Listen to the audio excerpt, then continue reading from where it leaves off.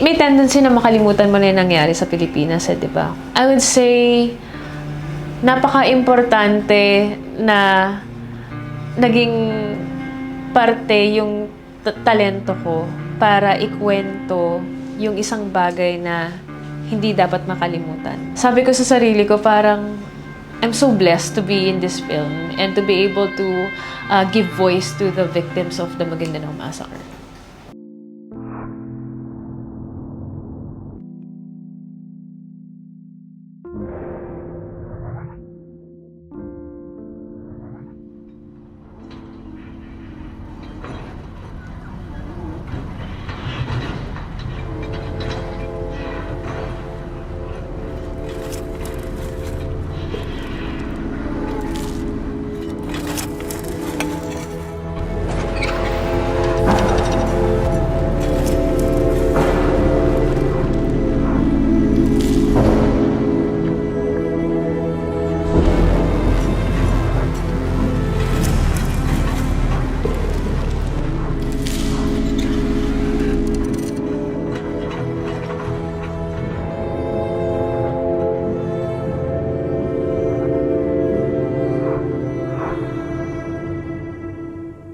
Tatay ko si Reynaldo Momay, ang 58th victim of the Maguindanao Massacre.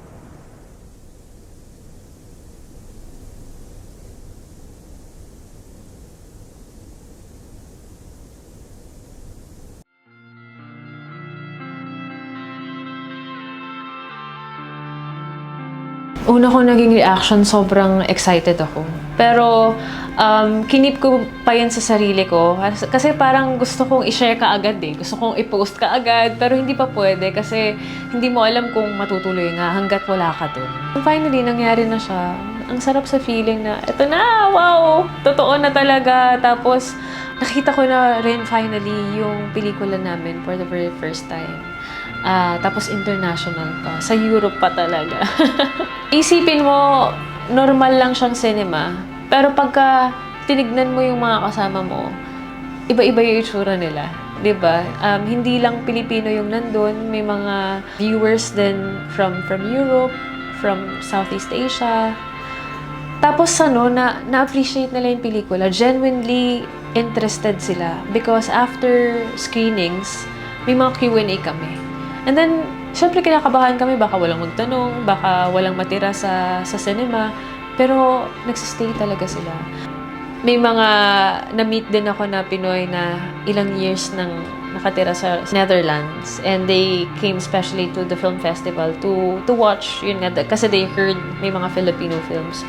So parang I think importante rin yun, kasi para hindi mawalan yung connection nila sa Pilipinas, diba, na ang sarap pa rin sa pakiramdam na may narinig ka nagtatagalog. Yung feeling lang na pinagmamalaki nila yung gawang Pinoy.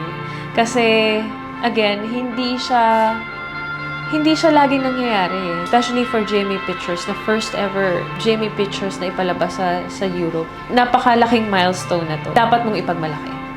May tendency na makalimutan mo na yung nangyari sa Pilipinas, di ba?